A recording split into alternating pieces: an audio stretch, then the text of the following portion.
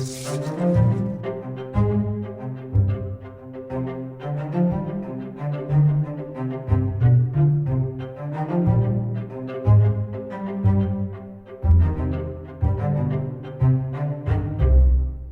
is a very strange love affair.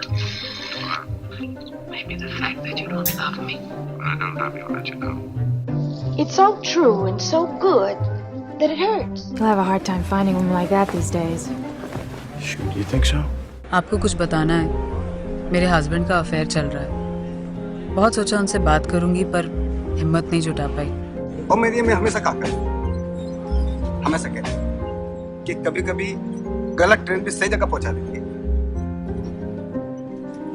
और अम्मी के हाँ तुम बोले तुम तो अनाथ हो। हाँ मतलब अनाथ, लेकिन मेरी अम्मी हमेशा कहती हैं ये बोलने में वजन आता है, ऐसा अच्छा लगता है। मतलब Incontra una ragazza che lo può far rinascere, che gli ridà vita, e lui la rifiuta. Perché non ci crede più? Perché non è vero che una donna possa cambiare un uomo? Perché non sa voler bene. We rip out so much of ourselves to be cured of things faster that we go bankrupt by the age of 30 and have less to offer each time we start with someone new. But to make yourself feel nothing so as not to feel anything. What a waste.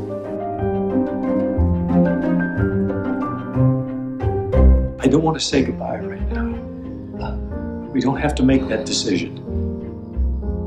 Maybe you'll change your mind. Maybe we'll see each other and you'll change your mind. If that happens, you have to decide. Because I can't.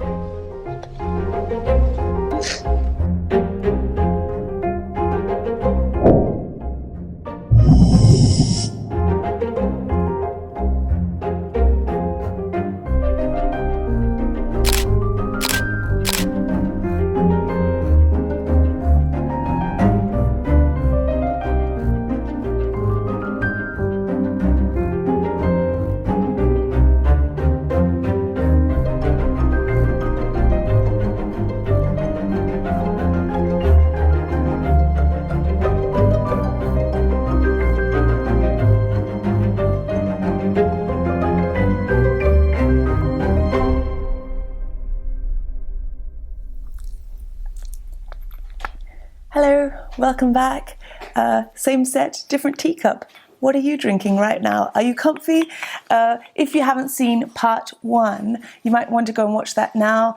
I speak about how to find the beauty in being single or leading an independent life, how to confront the very real fear for most of us, which is, can I be alone? Am I going to be alone forever?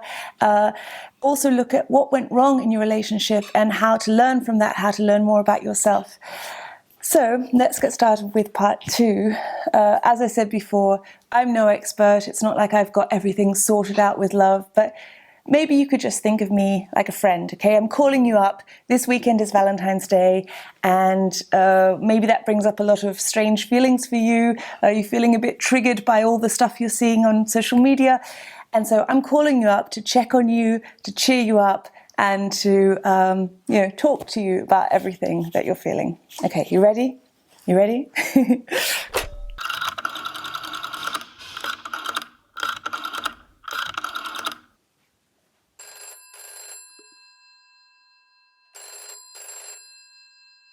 Are you going to answer? Hello? Hello? Hey. Hey. Are you okay? No, everyone's celebrating and I don't know, everyone's got someone except me, and I'm alone again, and I've downloaded and deleted that app like 3 times already, and I just can't stop thinking about you-know-who. I know, it's really hard. But first of all, it feels like it's everyone, but actually there is a whole mix of situations out there. People who have found love and are now divorced and too afraid to get back out there and date. Married couples who are driving each other crazy in quarantine and fantasizing about the freedom and independence that you have being single. Some toxic or just not compatible relationships, people who are trying to work up the courage to leave, people with unrequited feelings for someone, people just like you who dearly want to be in a relationship but feel too hurt by the last time they let their guard down with someone. But very few people post online about these things. They're so private, or people feel ashamed, and so it seems like the majority of people out there are trouble-free. It's easy for you to say you're in a beautiful relationship. Yeah, true, but I spent many years living alone. I mean, I've sort of had an equal amount, like of being in really long-term committed relationships, and then also living by myself in Japan, in Barcelona, in Rome, in Positano. Remember when I was in that really long-term relationship where that person was like my best friend, but he had absolutely no physical desire for me whatsoever, and it was really hard to leave, and I felt bad, and I didn't want to make him feel bad about leaving. So you see, even those in a relationship and even in a relationship where there's love can still have problems that you may not necessarily see from the outside. You're always so positive. It is depressing. I've been heartbroken, and I couldn't even get up out of bed when I made this video, remember? And about the same person when I ended up going back, when I made this video, and this video, and this video. I'm just here to gently remind you that social media is not a microcosm of humanity. It's just that I'm doing everything right. I mean, I don't follow my ex on social media. I exercise, I meditate, I journal. I worked on myself to try and understand my own psychological triggers so that I can be a better girlfriend. I throw myself into my passions. I don't look to a partner to create my happiness, but I have so much love to give, and I also someday want children, and there's this fertility clock that's ticking, and then all I hear about are these couples who are having problems with fertility, and meanwhile, I don't even have a date on the horizon, let alone someone who could be the father of children. Yeah, you're right. It sucks. Sometimes it is horrible. I'm sorry. I wish that nature was just designed so that everyone had a set soulmate, and there was just some gravitational pull so that sooner or later you find each other, and as long as you don't screw it up, you know that there is someone that is going to be moving towards you. I see all these couples out there, and I think they're cheating on each other, they're drinking heavily, or they were sleeping around just before they got married, and they're with someone for superficial reasons. And I just think, how is it that all these people got sorted when meanwhile I'm here and I just can't even seem to find anyone that I could want to go out on a second date with? Well, look, I think there are two answers to that question. First of all, I don't think that we can say that everyone who's in a relationship or married is, a better person, a more virtuous, more worthy, or they're more self-aware. They've got, they've done something, they've played the game better than you. No, not at all. I think there's just a real element of luck that they happen to have crossed paths with a person who is at the right stage in their life where they want to commit. And secondly, you're not in a relationship because you don't want to tolerate cheating or lying or a lack of respect. You want love, you want someone to share a life with, but not at any cost. And I think there are so many people out there like you with these same values. How do you know? Because they write to me. I have an audience split 50-50, male, female. The age ranges from 13 to 90 years old, and they're from all different countries, all different religions. All of my subscribers, well, most of them, 167, whatever it's at now, they all write to me. And so I do get to see like a whole sort of cross-section of all these different types of people, and most of them are really saying the same thing as you.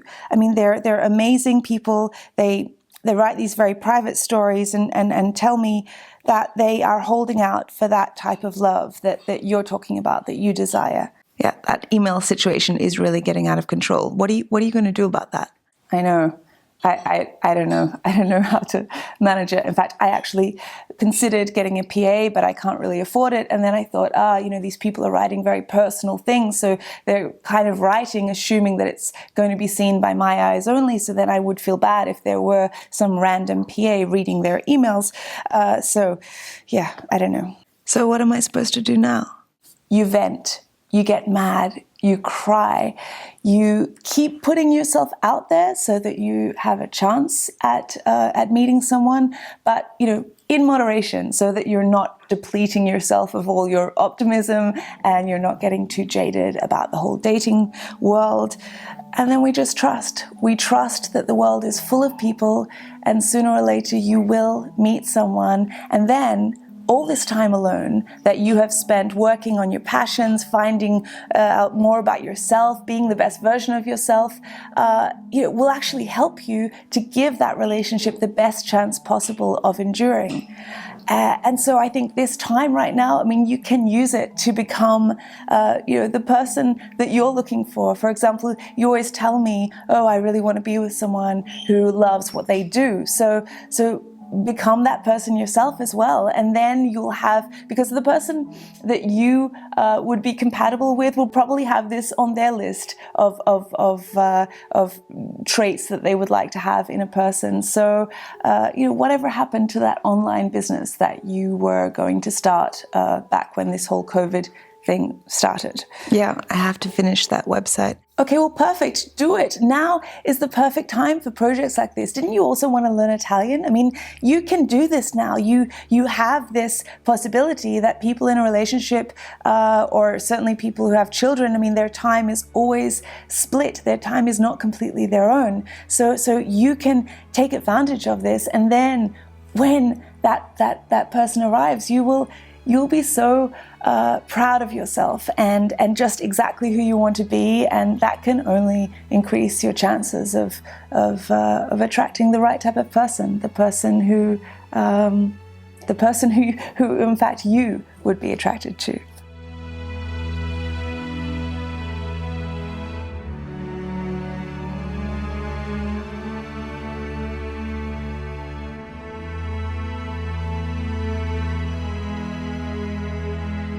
Okay, next up, let's discuss rejection. This is how you can deal with it, because I know it's excruciating, and even if you start with someone new, the words your ex said to you or didn't say stick in your head and play havoc with your self-esteem. At some point, we have to stop waiting for that ex to see the error of their ways, apologize, or want us back. It is wasting energy we could use elsewhere. And let's face the fact that some people will fall out of love with us or never see us romantically at all.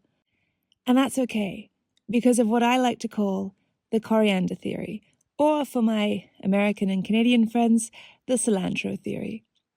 I adore coriander. I find it fresh and clean on the palate in a spicy green curry, finely chopped and sprinkled over creamy avocado with lime juice and sea salt. I cannot get enough of cilantro. But many people are not as fond of it as I am. In fact, others loathe it.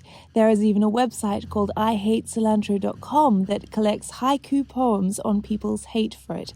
Now, this poor little herb did nothing wrong. It wasn't too needy, it wasn't too fat, too thin, too old, too poor, too codependent. It just isn't to some people's liking. And in fact, scientists did a study to understand why some of us taste soap and others taste a delicious herb. They found that humans have a cluster of receptor genes that influence smell. Therefore, coriander or cilantro is just not going to work with some people. So you do use cilantro because there are people who love you, just not everyone.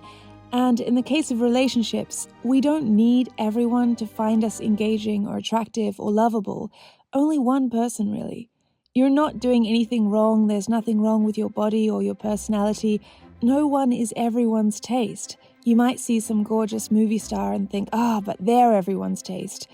Yes, maybe to get a person's attention, But to make something last, to share a house with someone, to live through adversity, the attention-grabbing appearance doesn't factor in nearly as much as you might think. So the next time someone rejects you, just think, I'm coriander. Some people are going to love me, some people are going to hate me, and that's fine. I just have to focus on the lovers. How to deal with the sadness, the anger, the regret, or any emotion that feels like it's out of your control. One of the teachings that is really helpful, which I'm sure many of you have heard before, is to just observe your emotions rather than feeling that you are your emotions. So it sounds a bit abstract, but let me try to explain it. I like to think of emotions like weather, okay? They are just passing through.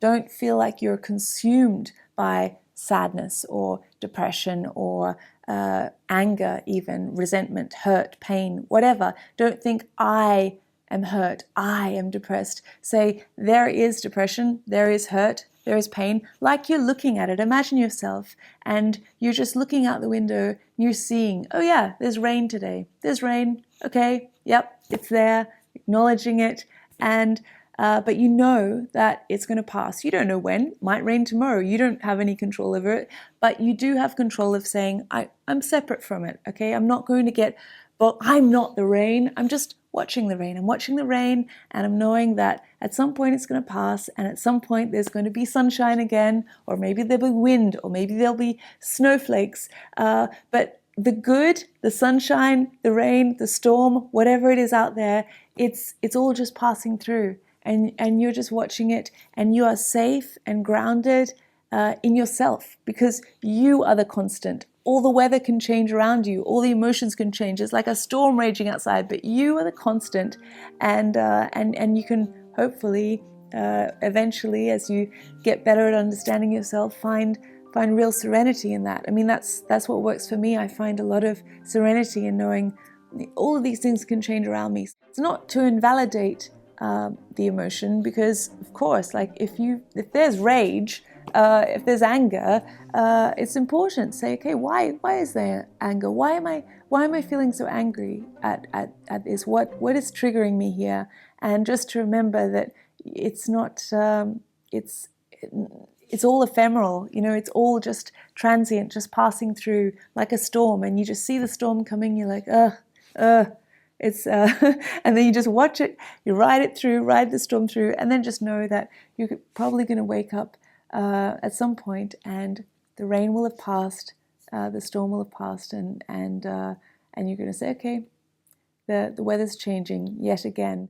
I don't know what is going to be outside my window today. I don't know what I'm going to find, but it's okay, because it's not going to consume me.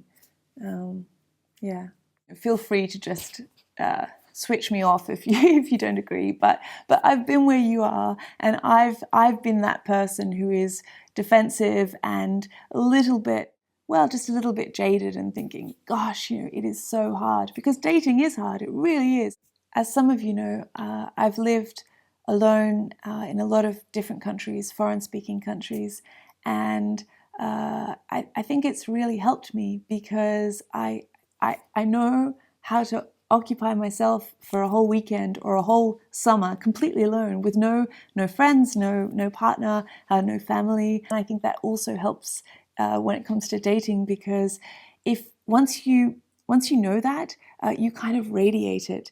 When you admit feelings for someone, they can sense that, yes, you are attracted to them, or you are interested in some element of their personality, but you're also not desperately dependent on them for your happiness. You're happy to occupy yourself for the weekend. You don't need them, but you want them.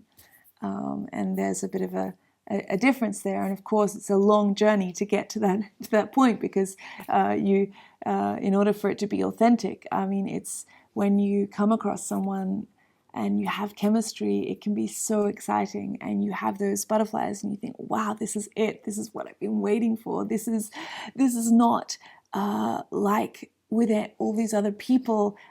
This is something rare. And it can feel so rare that there's all this pressure, but you have to remember that love is beautiful, but it's always got to be just that bonus. It can't be like, oh, once I have this person, I can live the life I want to live. You have to be able to generate your own joy by yourself, also because it makes you a better person to be around as well. You're not codependent. You're not putting the pressure on that other person to say, well, now I found you. It's your full-time job to provide my happiness. I don't think this is something I would ever want to put on someone else. Although I'm certainly no expert on love, I would definitely say that I know how to generate my own joy. I like my own company. I have a lot of friends who come to me and they're really heartbroken and they're saying, oh, Kylie, I really like this person. And I say, well, why don't you tell them? Or why don't you make that move? Or why don't you be honest with them? And they say, I don't want to scare them off. If what you're being is sincere, and if what you're saying is just like admitting that you are attracted to them or that you like spending time with them, that's such a wonderful compliment. And if someone is scared by that, you really want to know that sooner rather than later. And although they say to me, well, but Kylie, it's so terrifying to be honest with someone so soon, right? But I actually find it more terrifying for me to waste months or years or whatever, even hours, frankly, because your life is precious. Like, even if hours of your time spent with the wrong person, I believe that if you scare them off, great. If that person gets scared of you just being yourself, of being sincere, and to top it off, of giving them the spectacular compliment of saying, I love being around you, you want to do that.